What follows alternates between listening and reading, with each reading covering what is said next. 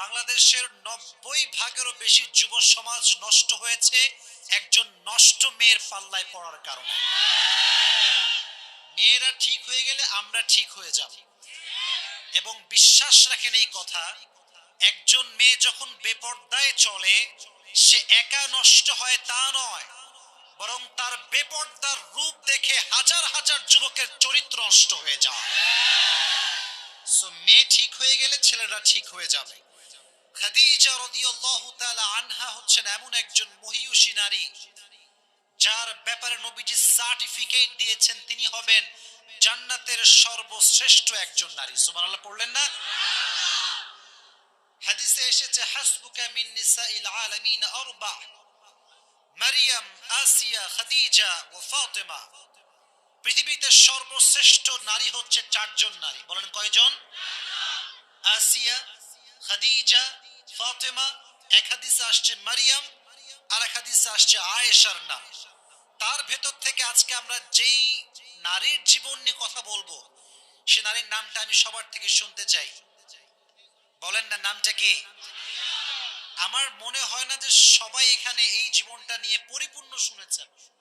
আজকে আমি একদম শুরু থেকে নিয়ে শেষ পর্যন্ত বলবো, যাতে করে আমাদের জীবনে পরিবর্তন আসে, স্পেশালি যুবকদের জীবনে পরিবর্তন যেন আসে। রাজি আছেন? বলেন ইনশাআল্লাহ। 555 খ্রিস্টাব্দীতে মরুময় আরব নগরের মক্কায় কুরাইশ বংশে তিনি জন্মগ্রহণ করেন। তৎকালীন সময়ে আরবে অনেক বংশ ছিল, অনেক গোত্র ছিল, তবে সবচাইতে নামি দামি বংশের নাম ছিল কুরাইশ। নাম ছিল কি? আরেকটি বংশ ছিল আরো সেরা, তার নাম হচ্ছে হাশিমি বংশ। আমার নবী যেই বংশে এসেছেন তার নাম হচ্ছে হাশিমি বংশ। সুবহানাল্লাহ পড়লেন না? কুরাইশ ছিল, Quraysh was the leader of all the clans. যত গোত্র ছিল, যত বংশ ছিল, কুরাইশ ছিল সব বংশের নেতা। সুবহানাল্লাহ পড়েন। খাদিজার মায়ের নাম ছিল ফাতেমা। নাম ছিল কি? আর বাবার নাম ছিল খুয়াইলিদ।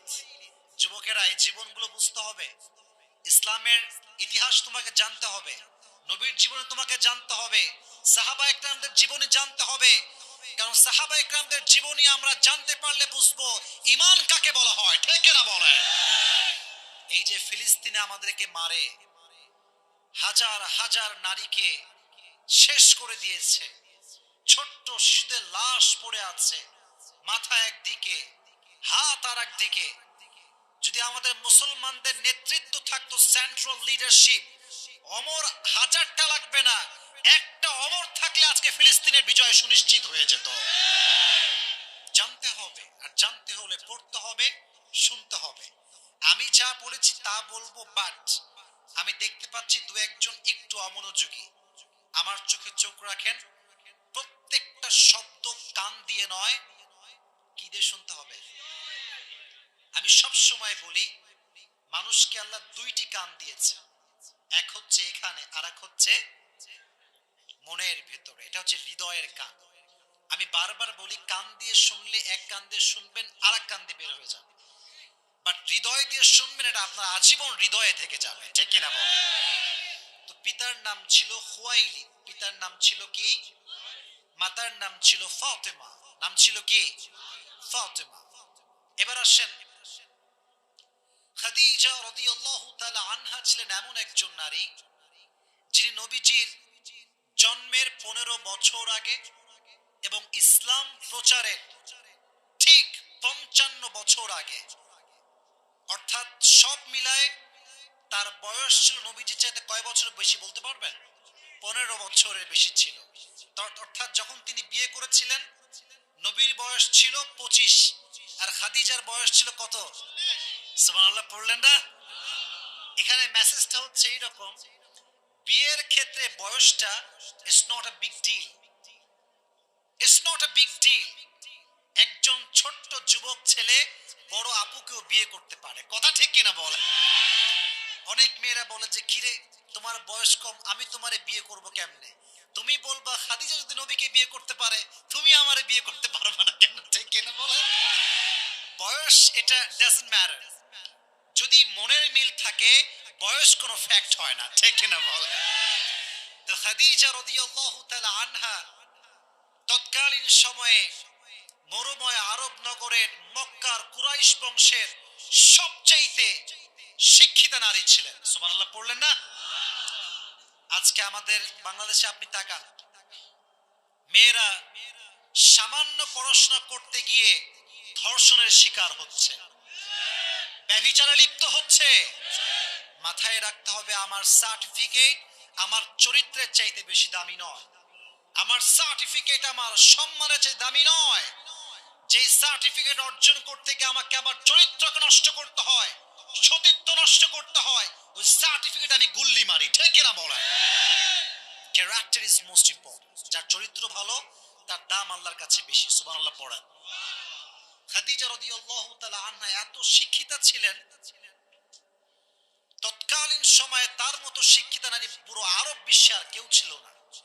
এখন কি আপনি বলতে পারবেন যে খাদিজার চরিত্র খারাপ ছিল? বলেন ইয়েস নাকি নো?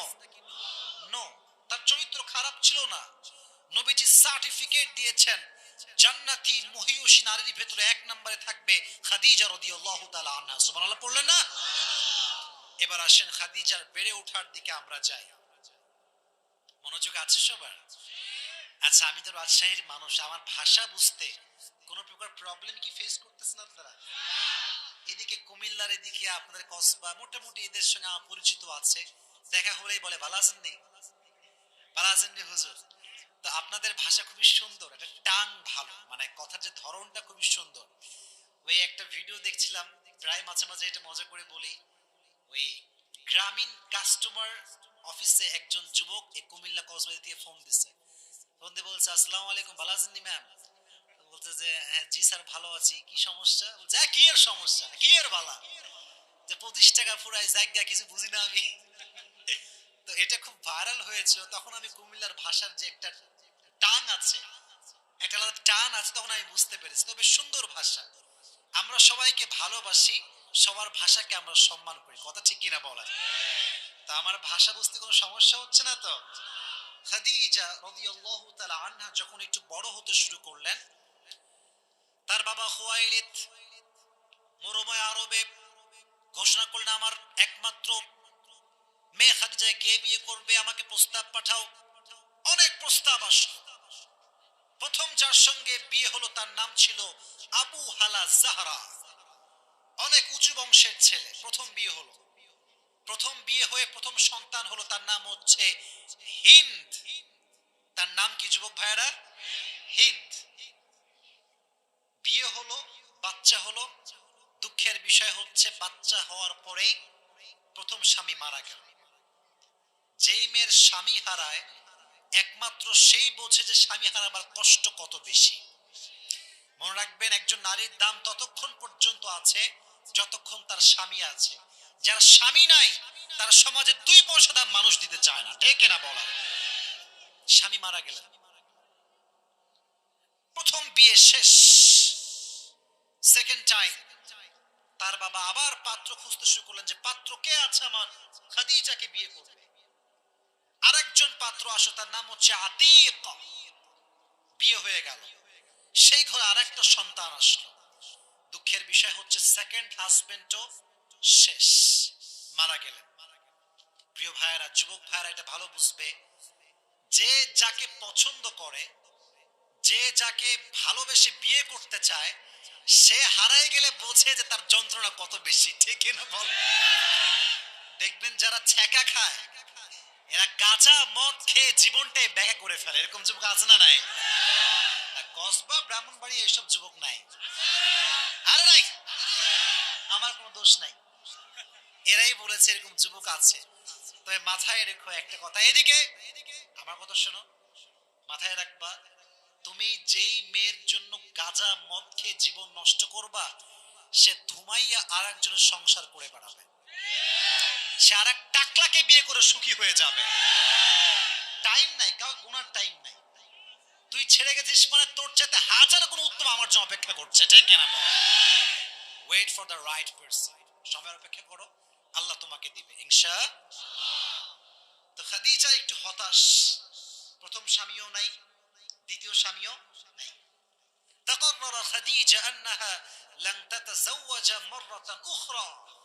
তিনি নিয়ত করলেন যে I will never ever get married again। আমার বিয়ে শেষ, আমি আজীবন আর বিয়ে করব না, শেষ। এই বিয়ের চ্যাপ্টারই ক্লোজ, খালি স্বামী মরে যায় আমার, আমি বিয়ে করব না। এরই মাঝে খাদিজা রাদিয়াল্লাহু তাআলা আনহার একমাত্র বাবা খুয়াইলিদ মৃত্যুবরণ করলেন। কোটি কোটি টাকার বিজনেস কে সামলাবে, সামলানোর কোনো মানুষ নাই। এবার খাদিজা হাল ধরলেন যে আমি ব্যবসা সামলাবো, পুরো ব্যবসা আমি সামলাবো, কেউ সামলাতে হবে না। ব্যবসা সামলাতে শুরু করলেন। তার মানে বোঝা গেল ইসলাম নারীকে ব্যবসা করতে পারমিশন দিয়েছে, ইসলাম নারীকে স্টাডি করতে পারমিশন দিয়েছে। বাট স্টাডি করতে গিয়ে যদি চরিত্রকে ধ্বংস করতে হয় আর পর্দার বিরুদ্ধে কাজ করতে হয়, সে পড়াশোনা দিয়ে আমার কোনো লাভ হবে না, ঠিক না বলা? আজকাল স্কুল কলেজে সব মেয়েরা পর্দা করে? কথা বলেন, করে করে করে? কিছু কিছু মেয়ে আছে দেখবেন ইচ্ছা করেই এমন কিছু জামা পরিধান করে, আমি বলতে I am feeling so shy, but I have to say that. অনেক মেয়ে দেখবেন বুকের ভাঁজ বোঝা যায় এমন জামা কাপড় আজকাল পরে। তোমার ঠিক এত আসতে বললে কেন, মিথ্যা বলছি নাকি ভাই? এরকম মেয়ে আছে না নাই? এখন প্রশ্ন, হুজুর আপনি কেমনে বুঝবেন? তাহলে আপনি দেখছেন নাকি? ভাই কথা বুঝবেন, এক হচ্ছে চোখ পড়ে যাওয়া, আর এক হচ্ছে তাকিয়ে থাকা, দুটো ভিন্নতা আছে। চোখ পড়ে গেলে আল্লাহ মাফ করবে, বাট চোখ পড়ার পরে যদি তুমি তাকায় থাকো তাহলে কিন্তু আল্লাহ মাফ করবে না। এখন যুবকরা একটা লজিক দেয়, একবার দেখনা হালাল है, एक बार देखना क्या है। तो यार जब नजर पड़ गया तो हम तो देखते ही रहेंगे और क़यामत तक देखते ही रहेंगे, क्योंकि एक बार देखना हलाल है। এই লজিক আছে না নাই? একবার দেখা হালাল মানে কি? তোমার চোখ পড়েছে, জাস্ট চোখটা নামাও আর পড়ো আস্তাগফিরুল্লাহ। এই পড়ে না, জোরে বলেন না, আরো জোরে। যেই মেয়ে দেখবেন আপনার পাশ দিয়ে উল্টা পাল্টা ড্রেস পরে হেঁটে যাচ্ছে, ওরে দেখেন না সালাম দিবেন না বাজে তাকাবেন, জাস্ট পড়বেন আস্তাগফিরুল্লাহ। এই শব্দ যদি তার কানে যায়, আর ও যদি একজন বংশীয় মেয়ে হয়, নেক্সট টাইমে জামা পরে বের হওয়ার তার সাহস আর হবে না। চরিত্র বড় দামি জিনিস। ব্যবসা সামলেছেন, পড়াশোনা করেছেন, চরিত্র নষ্ট হয় নাই, সুবহানাল্লাহ পড়লেন না? এবার আসেন মূল ঘটনায় আমরা আসি। এটা ছিল, it was the basic knowledge about Khadija রাদিয়াল্লাহু তাআলা আনহা। এবার জীবনের মূল ধাপে আমরা ঢুকতেছি। তাকবীর দেন, লিল্লাহি তাকবীর। একটু ঝাঁকুনি নাই তো, একটু হাতটা দিয়ে বলেন না, লিল্লাহি তাকবীর। এবার তিনি একদিন ঘুমিয়েছেন, ব্যবসার সব কাজ সামলে এসে রাত গভীর, রাতের গভীরে তিনি ঘুমিয়েছেন, স্বপ্নে দেখছেন জ্যোৎস্না প্লাবিত রাত, চতুর্দিকে জ্যোৎস্নার আলো ছড়িয়ে পড়েছে, কোথায় কোনো অন্ধকার নেই, আর আকাশ থেকে একটা চাঁদের টুকরা খাদিজার বুকের দিকে আসছে। এটা দেখে ঘুম ভেঙে গেছে। কি সমস্যা, কি সমস্যা? এতগুলো মানুষ মনোযোগ দিয়ে শুনছে, তোমার পরিবেশ নষ্ট করছে কেন? আমার দিকে তাকাও। গভীর অন্ধকার রাত, জ্যোৎস্না প্লাবিত রাত, দেখছেন চাঁদের একটা টুকরা খাদিজার দিকে নেমে আসছে। সুবহানাল্লাহ পড়তে পারলেন না? স্বপ্ন দেখে খাদিজার ঘুম ভেঙে গেছে। এটা কি দেখলাম স্বপ্নে আমি? চাঁদের টুকরা কেন আমার দিকে আসছে? এবার তার যে চাচা, তার নাম হচ্ছে ওয়ারাকা বিন নাফেল, স্বপ্নের একজন ব্যাখ্যাকারক ছিলেন। তিনি গিয়ে বলেন, চাচা আমি স্বপ্নে দেখেছি জ্যোৎস্না প্লাবিত রাত আর চাঁদের টুকরা আমার বুকের দিকে নেমে আসছে। এই চাঁদের টুকরা মানে চাঁদের টুকরা নয়, এটা হচ্ছে আমার প্রিয় নবী মুহাম্মদুর রাসূলুল্লাহ সাল্লাল্লাহু আলাইহি ওয়াসাল্লাম।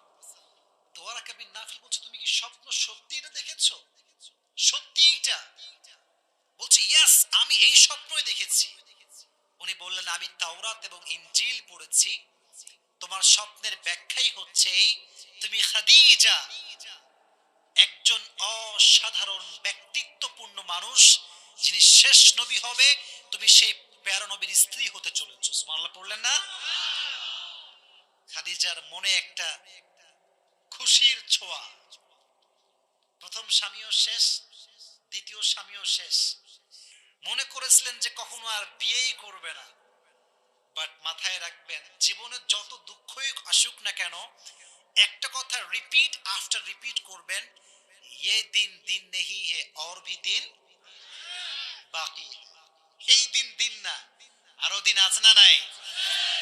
ভাই, টাকা পয়সা না থাকলে আজকাল ভালোবাসার মানুষের হাড়ি কিন্তু খুঁজে পাওয়া যায়। টাকা থাকলে তোমার মাথায় চুল আছে নাকি নাই, তুমি চান্দু নাকি চান্দু না, মেয়েরা এটা 2 পয়সাও পরোয়া করবে না, তোমাকে সোজা বিয়ে করে ফেলবে। It's all about money. Money is a big fact. पैसा ही सब कुछ है। আজকাল টাকা থাকলে ঘুষের টাকা দিয়েও চাকরি নেওয়া যায়। আজকাল টাকা থাকলে মদখোর ঘুষখোররাও মস্তির সভাপতি হয়ে যায়। এটা কি অবাস্তব না বাস্তব? বাস্তব। তোমার খারাপ সময় যাচ্ছিল, আল্লাহ বললেন যে খাদিজা তুমি বিয়ে করবে না, এমন একজন মানুষ তোমারে দিব তুমি বিয়ে না করে আর পারবাই না। সুবহানাল্লাহ। স্বপ্ন শুরু হয়ে গেল যে কবে আসবে সেই স্বপ্নের পুরুষ যাকে আমি আবার বিয়ে করব। লম্বা ঘটনা, প্রিসাইজলি বলছি, শর্টকাটে বলছি। উনি একজন ব্যবসায়ী ছিলেন, নবীও একজন ব্যবসায়ী ছিলেন। আচ্ছা, আমার নবী কি মিথ্যাবাদী না সত্যবাদী?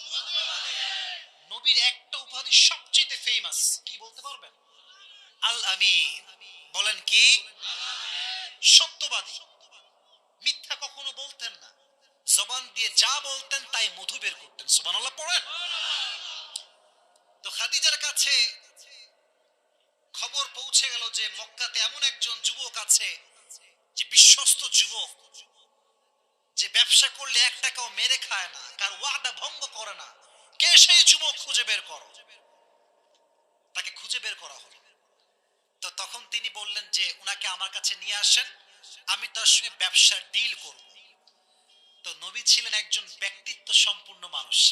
যারা ব্যক্তিত্ব সম্পূর্ণ হয় তারা কেউ ডাকলেই সহজ চলে যায় না, ঠিক কিনা বলেন? আমরা হয়ে গেছি সস্তা, যুবকরা সস্তা হয়ে গিয়েছে, যার তার পেছন লাইন মেরে বেড়ায় আজকাল। আর যুবকরা মনে করে যে আরে এই মেয়ে তো কনফার্ম জান্নাতি মেয়ে রে, এরকম মেয়ে জীবনেও পাওয়া যাবে না। কিন্তু যুবক, ওই মেয়েটা তোমার মতো আরো 4টা যুবককে নাকের ডগায় দড়ি লাগায় ঘুরে বেড়ায়, তুমি জানো না এটা? সস্তা করবা না নিজেকে, সস্তা করা যাবে না। তো বললেন ঠিক আছে, আমি যদি যেতে চাই আমাকে আমার চাচা আবু তালেবের সঙ্গে নেওয়া লাগবে। ঠিক আছে, ডিল ইজ ফাইনাল, আপনি আসেন। যখন নবীজি কইরে কইরে কি করে রে, এই এটা ফোনের জায়গা নাকি, এখানে কথা শুনতে হবে। তাকবীর দেন, লিল্লাহি তাকবীর। কসবার মানুষ যে ওয়াজ পছন্দ করে এর প্রমাণ হচ্ছে আধা ঘন্টা ওয়াজ করতেছি, কোন লোক ডান বাম হয়নি, কথা ঠিক কিনা বলেন? আচ্ছা, আমি যদি 12টা পর্যন্ত ওয়াজ করি আপনারা থাকবেন নাকি যাবেন গা? তাকবীর দেন, লিল্লাহি তাকবীর। আজকে আসছি আর কবে আসবো জানিও না, যে যত দূর পারি হৃদয় থেকে কথা বলবো। রাজি আছেন তো ইনশাআল্লাহ? তো নবী যখন খাদিজার ঘরে আসছে, খাদিজার পুরো ঘরটা নবীজির চেহারার নূরে নূরান্বিত হয়ে গিয়েছে। এবার তিনি দেখার সঙ্গে সঙ্গে বুঝে গিয়েছেন এটা কোনো সাধারণ যুবক হতে পারে না, এটা তো শেষ নবী মুহাম্মদুর রাসূলুল্লাহ সাল্লাল্লাহু আলাইহি ওয়াসাল্লাম। এবার খাদিজা মুহাম্মদুর রাসূলুল্লাহ সাল্লাল্লাহু আলাইহি ওয়াসাল্লামকে বিয়ে করার জন্য ব্যাকুল হয়ে গেলেন। কেমন করে বিয়ে করা যায়, কেমন করে প্রস্তাব দেওয়া যায়, তিনি ব্যাকুল হয়ে গেলেন। কিন্তু বিয়ে দেওয়ার আগে, প্রস্তাবের আগে লক্ষ টাকা দিয়ে তাকে ব্যবসায় পাঠালেন, পরীক্ষা করার জন্য যে তার বিশ্বাস কতটুকু সে রাখতে পারে। নবীজি সব টাকা নিয়ে গেলেন এবং সততার সঙ্গে ব্যবসা যা লাভ হয়েছে তার দ্বিগুণ বাড়ায় খাদিজাকে দিয়ে দিলেন। সুবহানাল্লাহ পড়লেন না? এবার বিয়ের পালা। আচ্ছা, বিয়ের আগে একটা প্রস্তাবের খেলা আছে না নাই? তোমরা একটা কথা মাথায় রাখবা যুবক ভাইয়েরা, যদি তোমার বাবা তোমার পছন্দকে গুরুত্ব না দেয়, চয়েস না করে, তুমি বাপকে নিয়ে বেশি ভাববা না, তুমি নিজেই প্রস্তাব দিবা। রাজি আছো? কথা কয় না, আছো? নিজে প্রস্তাব দিবা, বিয়ে হলে হবে না হলে নাই, বাট মাথায় রাখবা যাকে পছন্দ করো তাকে হাত ছাড়া করা যাবে না। ওই হাত ছাড়া করলে আজীবন যুবকরা কান্নাকাটি করে বেড়ায়। ওই আমার একটা পেজ আছে আবরারুল হক আসিফ, আপনারা দেখছেন?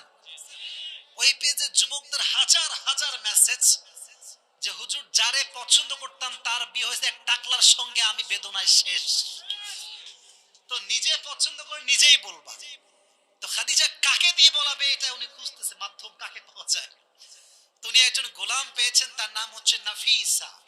মনোযোগ থাকলে বলেন নামটা কি? মাশাআল্লাহ, মেয়ের নাম বলতে খুব মজা লাগে তাই না? নামটা কি যুবক ভাইয়েরা? নাফিসা।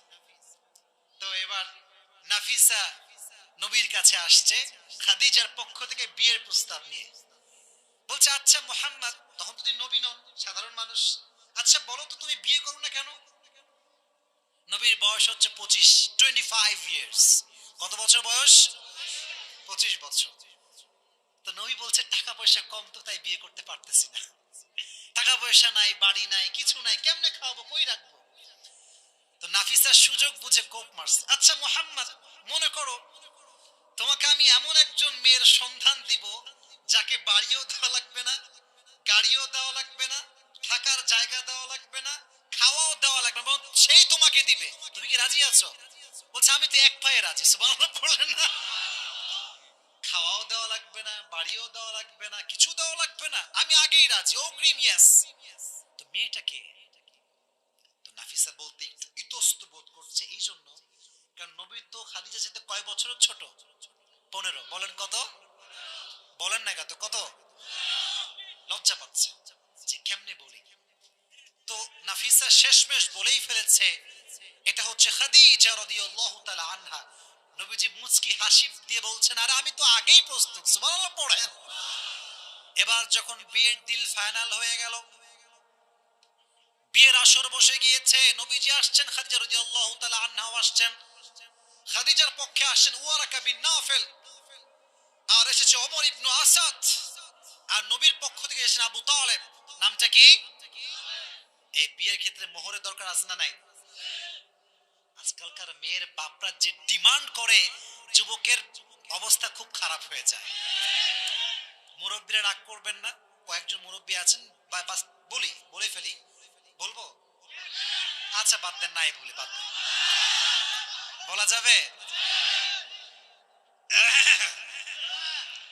মনে করেন এটা কাবির নাম, আচ্ছা মনে করেন জাস্ট ফর এন এক্সাম্পল, ইচ্ছা করেই বলে যে 20 লাখ লিখে দেন, সমস্যা নাই। বলো বলো, কথা ঠিক আছে না? তুই 20 লাখ দিলি, তুই কি আজীবন 20 লাখ দিবি ভাই? খালি নামে লাগে। আচ্ছা যখন সংসারটা টিকে না, ডিভোর্সের পর্যায়ে আসে, তখন যুবক না পারে তার বউকে ধরতে, না পারে ছাড়তে। কথা বুঝবেন কিন্তু, যদি ছাড়তে হয় তাহলে 20 লাখ টাকা দেওয়া লাগবে, 2 টাকাও পকেটে নাই।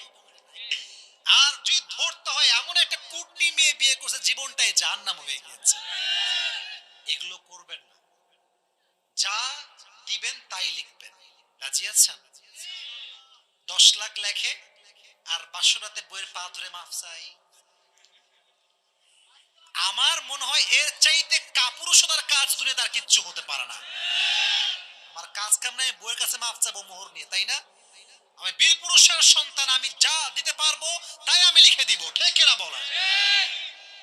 তো নবীজি বলছেন যে আপনাকে মোহরটা কি দিব, আমি তো অসহায় মানুষ, টাকা পয়সা বেশি একটা নাই। তো আবু তালেব চাচা মানুষ বলছে ঠিক আছে, আপনার দাম তো আমরা দিতে পারবো না, বাট মোহর হিসেবে 20টা উট দিব। কয়টা? আরো জোরে কয়টা? এবার আসেন, বিয়ের বাড়িতে খাওয়া দাওয়ার আয়োজনের দরকার আছে না? বলো না কেন, আছে না নাই? অন্তত পক্ষে যারা 5 জন 10 জন আছে, যাই হোক নাস্তা তো খাওয়াইতে হবে। এখন নবীজি কি খাওয়াবে? নবীর কাছে তো কিছুই নাই। তো খাদিজার মন কতটা ব্রড, কতটা বড়, বলছে আমাকে যে আপনি 20টা উট মোহর হিসেবে দিয়েছেন, এই 20টা উটকে জবাই করে দেন। সুবহানাল্লাহ পড়েন। 20টা উট জবাই করা হলো, কালেমা হলো, খুতবা হলো, নবীজি স্ত্রী হিসেবে খাদিজাকে গ্রহণ করে ফেললেন। সুবহানাল্লাহ পড়েন। এবার আসেন আফটার ম্যারেজ লাইফ, বিবাহের পরের জীবনটা কেমন ছিল। আচ্ছা এখানে কি মা বোনদের বসার কোনো জায়গা আছে আশেপাশে? আচ্ছা, এই সাউন্ড যেটা আমি বলতেছি এটা কি বাসায় যাচ্ছে? মানে মা বোনদের কাছে যাচ্ছে না এটা? আচ্ছা, মা বোনদের জন্য কিছু কথা মনে রাখবেন, যার বউ ভালো তার জীবনের অপর নাম হচ্ছে জান্নাত, আর যার বউ খারাপ তার জীবনের এক নাম হচ্ছে জাহান্নাম। কথা তো আস্তে ঠিক বললেন কেন আপনারা? অবাস্তব না বাস্তব? একটা সত্য কথা বলি, যার বউ দিনদার সে যদি ইস্টাবলিশ বিয়ের আগে না হয়, তার দিনদার বউয়ের কারণে সে পৃথিবীর চূড়ান্ত পর্যায়ের সফলতায় পৌঁছে যাবে। আর যে যুবক সফল বাট বিয়ে করেছে একজন বেদিন মেয়েকে, সে বিয়ের পরে অসফলতার চূড়ান্ত পর্যায়ে পৌঁছে যাবে। Life partner is a big deal, big deal. এজন্য যখন বিয়ে করবা, খালি আটা সুন্দরী দেখে বিয়ে করলে কিন্তু ফেসে যাবা। বামের ভাইরা কোথায় কয় না, তওবা করে আসছে। কথা ঠিক আছে না আমার? বলেন। আটা দেখলে হবে না, ময়দা দেখলে হবে না, দেখতে হবে মেয়েটার চরিত্র খালিজার মতো চরিত্র কিনা, ঠিক কিনা বল। এবার দেখেন বিয়ের পরে মক্কার ভেতরে কানা ঘোষা শুরু হয়ে গেল, আরে খাদিজার মতো এত ধনী মেয়ে এরকম গরিব ছেলেকে বিয়ে করেছে, এটা কেমনে সম্ভব? এবার মক্কার কাফেররা ঘোষণা করলো যে আমাদের খাদিজার সঙ্গে কোনো সম্পর্ক আর নাই, সামাজিক বয়কট তাই করলাম আমরা। কেন? কারণ সে মুহাম্মদকে বিয়ে করেছে যে ধন সম্পদহীন একজন যুবক। এবার খাদিজা রাদিয়াল্লাহু তাআলা আনহা বিশাল একটা মজমা করলেন, বনভোজন হবে এখানে, বিশাল বড় একটা খাওয়ার আয়োজন করলেন, সবাইকে ডাকলেন, ধনী সব আসছে। এবার তিনি বলছেন, আচ্ছা তোমাদের সমস্যা কি?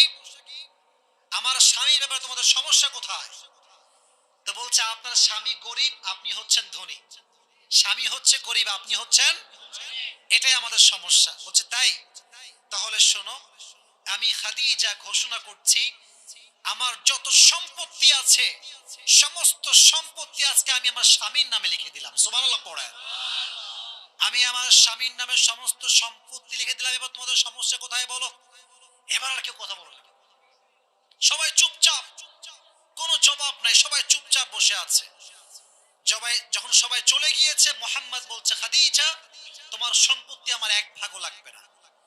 কিন্তু আমি যদি বাংলাদেশ নিয়ে কথা বলি, অনেক ছেলে অনেক মেয়েকে বিয়ে করেই টাকার পাল্লায় পড়ে, খালি টাকার জন্য বিয়ে করে। যেই ছেলে কিংবা যেই মেয়ে টাকার জন্য বিয়ে করে, খোদার কসম সে তার বিবাহিত জীবনে সুখ খুঁজে পাবে না। টাকার জন্য বিয়ে করলে হবে না প্রিয় ভাই, সব ফেরত দিয়ে দিয়েছে। খাদিজা আবার তাকে ব্যাগ দিয়েছে। তো হঠাৎ করে মক্কাতে বিশাল একটা দুর্ভিক্ষ দেখা দিয়েছে, খাবার দাবার খুব অভাব। খাদিজা এতটা ব্রড মাইন্ডেড ছিলেন যে তার সমস্ত সম্পত্তি তিনি আল্লাহর রাস্তায় দান করে দিয়েছে। সুবহানাল্লাহ পড়েন। এবার বলেন, নবীজির একমাত্র কন্যা সন্তানের নাম কি ছিল? একজন বলেছে, বাদ বাকি সবাই চুপ। বলেন নাম ছিল কি? আচ্ছা বলেন তো, ফাতেমার স্বামীর নাম ছিল কি? বলেন না সবাই, নাম ছিল কি? আচ্ছা, আমাদের জীবনটা হচ্ছে, আমরা সত্য কথাই হচ্ছে আমরা মধ্যবিত্ত পরিবারের সন্তান। আমাদের আজ আনি আজই খেয়ে ফেলি। আমরা বুঝি টাকার দাম কত বেশি, মধ্যবিত্ত সন্তানরা এটা বোঝে। তো পরিবারে মাঝে মাঝে অভাব আসে না? বলেন না, আসে না? আসে না? একদিন ফাতেমার ঘরে অভাব, খাবার নাই, ডাল নাই, চাল নাই, কিছু নাই। আলী বলছে, ফাতেমা যাও বাবার কাছে গিয়ে কিছু চেয়ে নিয়ে আস, ডাল ভাত যাই হোক, যাও। ফাতেমা আসছে, আব্বা চান। আচ্ছা 12টা বেজে গেছে, তাই উঠছেন নাকি দু একজন? শেষ করে দিব নাকি ভাই আমার? বসেন, কমিটি আমাকে ভালোবেসে নিয়ে আসছে, ভালোবাসার মান রাখেন। 12টা পর্যন্ত আমি ওয়াজ করবো, থাকবেন তো ইনশাআল্লাহ? সবাই দুটো হাত তোলেন। লিল্লাহি তাকবীর, আল কোরআনের আলো, আল হাদিসের আলো, কোরআন হাদিস যেখানে, আলেম ওলামা যেখানে, হাত নামান। ফাতেমা রাদিয়াল্লাহু তাআলা আনহা আব্বাজানের কাছে গিয়ে বলছে, আব্বাজান ডাল নাই, ভাত নাই, খাবার নাই, কিছু একটা আমাকে দান করেন। আব্বাজান বলছেন, খাবারও আছে, আমার কাছে 5টা দোয়া আছে, 5টা বকরি আছে, 5টা দোয়া আছে, তুমি কোনটা নিবা বলো?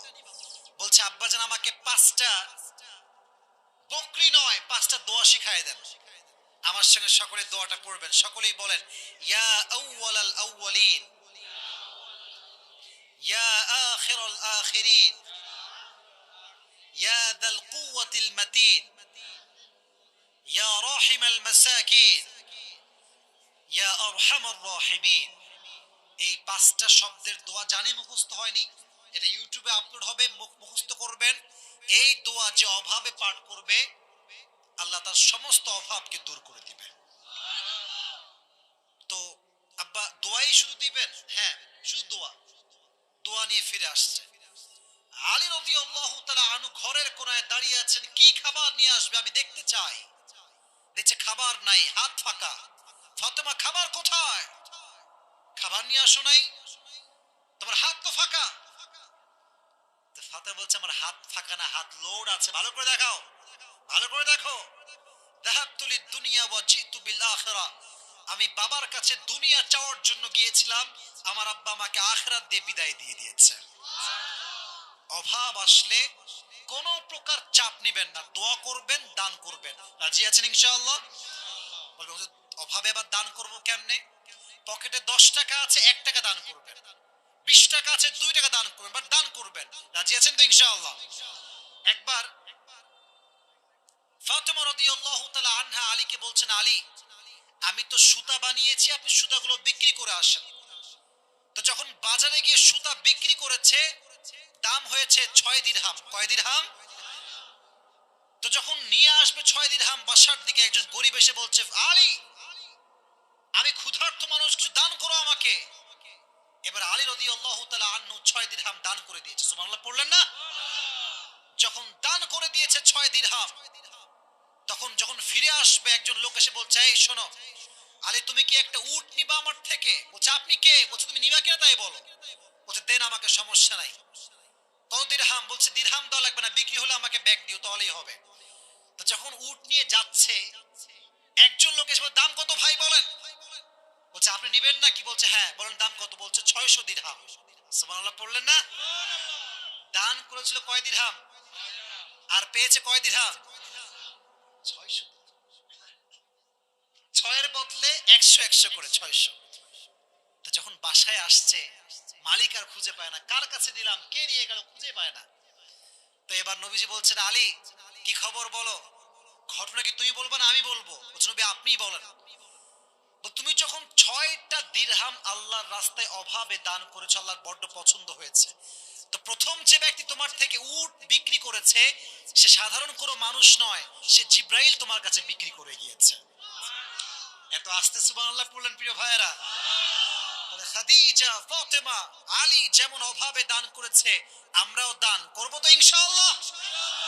বিশ্ব নবীর উপর যখন ওহী নাজিল হওয়া শুরু হলো, প্রথম আয়াত নাজিল হলো ইকরা বিসমি রাব্বিকাল্লাযী খালাক। আয়াত নাজিল হওয়ার সঙ্গে সঙ্গে নবীজির হাত পা থরথর থরথর করে কাঁপছে। বাসায় এসে বলছে, খাদিজা আমাকে কম্বল দাও, আমি ঘুমাতে চাই, অবস্থা খুবই খারাপ। খাদিজা রাদিয়াল্লাহু তাআলা আনহা বলছেন, টেনশন নাই স্বামী হে, আপনাকে আল্লাহ ভালোবাসে, গরিবরা ভালোবাসে, আপনার উন্নয়ন কেউ আটকাতে পারবে না। সুবহানাল্লাহ পড়েন। এবার আসেন 2টা ঘটনা বলবো, তারপরে আমার দোয়ার দিকে যাব। হাদিসে এসেছে যখন খাদিজা রাদিয়াল্লাহু তাআলা আনহা মারা গেলেন, মৃত্যুর পরে ঠিক যখন তিনি কবরে আছেন, একদিন রাতের বেলা নবী করিম সাল্লাল্লাহু আলাইহি ওয়াসাল্লাম আর খাটে নেই, খাট থেকে চলে গিয়েছেন। তখন বিবিজি আয়েশা রাদিয়াল্লাহু তাআলা আনহা বলছেন, নবীজি কোথায়? মনে হয় তার অন্য বউয়ের কাছে গিয়েছে। যখন তিনি উঠে গিয়েছেন ঘুম থেকে, দিয়ে দেখছেন যে নবীজি রিয়াদুল জান্নাহ, যেখানে খাদিজার কবর আছে, সেখানে দাঁড়িয়ে দুটো হাত তুলে দোয়া করছে, আল্লাহ কিয়ামতের কঠিন দিনে যখন তার মা তার সন্তানকে ভুলে যাবে, বাবা তার সন্তানকে ভুলে যাবে, তখন যেন আমি আমার কলিজার টুকরা বউ স্ত্রী খাদিজাকে না ভুলে যাই। সুবহানাল্লাহ পড়লেন না? ভালোবাসা কাকে বলে, উপমা কাকে বলে। এজন্য যুবক ভাইয়েরা, যখন আমরা বিয়েতে যাব, বিয়ে যখন আমরা করব, নবীর মতো বউকে আমরা ভালোবাসবো তো ইনশাআল্লাহ। এবার আসলে আমরা শুরু থেকে রিপিট করি, আমার দিকে মনোযোগ দেন। আমি মানিব্যাগ বের করছি, আমার কথা যে রিপিট করতে পারবে আমার কথার পরে তার জন্য পুরস্কার আছে আবার আমার চোখে চোখ রাখেন যে পাবা পুরস্কার। আচ্ছা আপনাদের ব্রাহ্মণবাড়ির তাহিরি হুজুরের বাসা না? কতদূর বলতে পারবেন? কতদূর এখান থেকে?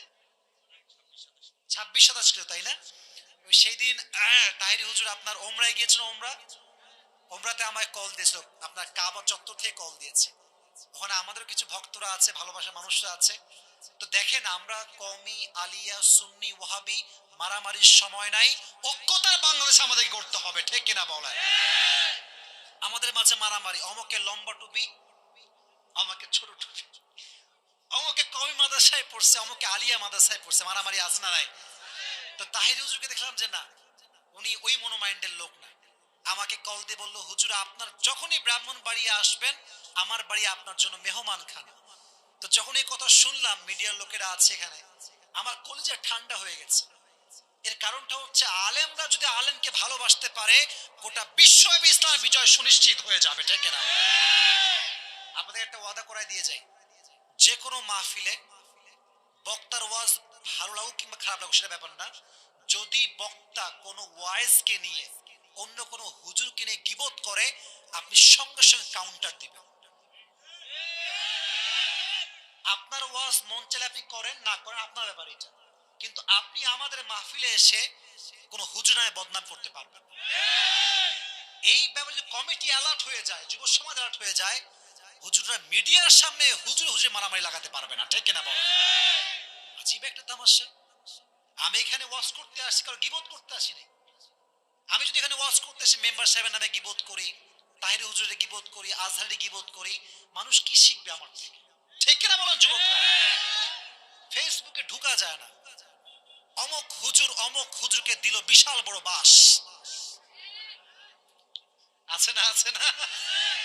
আর শ্রোতারাও খুব মজা পায়, বলে মাশাআল্লাহ। এরকম বাটপারি আছে না নাই? বলেন না, বলেন না, আছে না নাই? তো আমরা যদি সুন্নি ওয়াহাবি কওমি আলিয়া যত দল আছে দল করেন, বাট মাথায় রাখতে হবে আমাদের কোরআন হচ্ছে একটা, আমাদের নবীও হচ্ছে একজন, ঠিক কিনা বলেন? ঐক্যতা নিয়ে কাজ করতে হবে। রাজি আছেন তো ইনশাআল্লাহ? তাহলে এবার যুবকেরা, মানিব্যাগ কিন্তু আমার হাতে আছে, আমি জাস্ট রিপিট করব, যে কোনো এক যুবককে আমি দাঁড় করায় প্রশ্ন করব, ক্যামেরাম্যানরা তোমাকে ফোকাস করবে, একটু স্ট্রংলি শোনো। আজকে আমাদের আলোচনা বিষয়বস্তু বলা হয়েছিল কুসংস্কার এবং নারীদের পর্দা। কুসংস্কার নিয়ে আমি কিছু বলি নাই, বাট নারীর পর্দা এবং চরিত্র নিয়ে আমি কথা বলেছি এই জীবনীর মাধ্যমে। যার জীবনী থেকে কথা বলেছি তার নাম হচ্ছে খাদিজা। নাম কি? জোরে, আরো জোরে। নবীজির প্রথম স্ত্রীর নাম? তিনি কি একজন অবিবাহিত নারী ছিলেন না বিবাহিতা? সর্বনাশ, কঠিন আওয়াজ, মাশাআল্লাহ। আচ্ছা এবার প্রশ্ন, যখন তিনি নবীজিকে বিয়ে করেছিলেন বয়সের ডিফারেন্স কম ছিল না বেশি? কত কম বেশি? মাশাআল্লাহ, ভাই খুব আগ্রহী। কত বছর? আচ্ছা আমি কিন্তু খুব লম্বা করছি না, জাস্ট শর্টকাটে বলছি। আচ্ছা যখন বিয়ের সময় আসলো, বিয়ের মুহূর্তটা কত ছিল? 20টি উট, তো মাশাআল্লাহ। কয়টা উট? এবার বলেন 20টা উট কি নবীজির স্ত্রী খাদিজা নিয়েছেন নাকি? সুবহানাল্লাহ কোথায়? আচ্ছা এখানে আমি মূল মেসেজ দিয়েছিলাম, এই কে কথা বলার, এই মূল মেসেজ দিয়েছিলাম বিয়ের ক্ষেত্রে টাকা ফ্যাক্ট নয়, চরিত্র হচ্ছে মেইন ফ্যাক্ট। একমত? বিয়ের ক্ষেত্রে আটা ময়দা মেইন ফ্যাক্ট নয়, মেয়ের চরিত্র হচ্ছে মেইন ফ্যাক্ট। আচ্ছা এবার আরেকটা বিষয় বলেছিলাম, অনেক মেয়ে ছেলেকে বিয়ে করে টাকার জন্য, অনেক ছেলে অনেক মেয়েকে বিয়ে করে টাকার জন্য, আছে না নাই? কিন্তু খাদিজাকে নবীজি বিয়ে করেছিলেন টাকার জন্য? চরিত্রের জন্য। বলেন কিসের জন্য? আচ্ছা বিয়ের পরে কিছু বিষয় শেয়ার করেছি কাটা কাটা। এক নাম্বার বিষয়, মক্কার কাফেররা কানা ঘষা শুরু করলো যে নবীজিকে কেন বিয়ে করা হলো, এর একমাত্র কারণ ছিল কি? গরিব। গরিব, মাশাআল্লাহ, কি ছিলেন তিনি? তখন খাদিজা কি করেছিলেন বলেন তো? সব স্বামীর জন্য ওয়াকফ, যান সমস্ত সম্পত্তি আপনার জন্য। সুবহানাল্লাহ পড়লেন না? তাহলে ভালোবাসা টাকা দিয়ে নয়, ভালোবাসা মন দিয়ে কিনতে হয়, ঠিক না বলেন? আচ্ছা বিয়ের পরে একটা অভাবের কথা বলেছিলাম, অভাব যত আসবে বেশি দান আমরা তত রাজি আছেন তো ইনশাআল্লাহ? আচ্ছা, দান করলে বাড়ে না কমে? কমে না বাড়ে? বলেছিলাম আলী রাদিয়াল্লাহু তাআলা আনহু কয় দিরহাম দান করেছিলেন? আবার ব্যাক পেয়েছেন কত? সুবহানাল্লাহ কোথায়? আচ্ছা, এবার যে কোনো একজন যুবক দাঁড়াবা, আমি তোমাকে প্রশ্ন করব, তুমি উত্তর দিবা, তোমার কোনো টেনশন আর কোনো কারণ নেই। আমি জাস্ট যখন বলবো প্রশ্ন, তুমি উত্তর দিলেই তোমার জন্য পুরস্কার। কে আছো বাঘের বাচ্চা, দাঁড়াও। কে আছে? একজন সাদা পাঞ্জাবি, আগে আসেন, লাভ দিয়ে আসেন সামনে। দৌড় দেন মিয়া, আপনি এত ভালো সাদা পেছনে কেন? আপনি টাকা পয়সা বেশি নাই, তাও যা আছে দিব, সমস্যা নাই। আসেন সামনে আসেন। আচ্ছা, হ্যান্ড মাইক আছে? হ্যান্ড মাইক আছে? দেন তো ভাই একটা হ্যান্ড মাইক। দেখা যাক কসবার আজকে কে জিততে পারে, দেখা যাক। আপনারা ওকে কেউ লজ্জা দিবেন না, আর আমি বললে আপনারা বলবেন না, ওই বলবে, ঠিক আছে? তাকবীর দেন, লিল্লাহি তাকবীর। আল কোরআনের আলো। মুরব্বীরা খুব খুশি, ব্যাপার সেবার কি, হাসে খুবই মুরব্বীরা। আচ্ছা প্রিয় ভাই, আমার দিকে তাকাও, কোনো ভয় নাই, আমি তোমার ভাই, এরা সবাই তোমার ভাই, এলাকার ভাই। আজকে আমরা একজন মহিষী নারীর জীবন নিয়ে কথা বলছি। নারীর নামটা ছিল কি?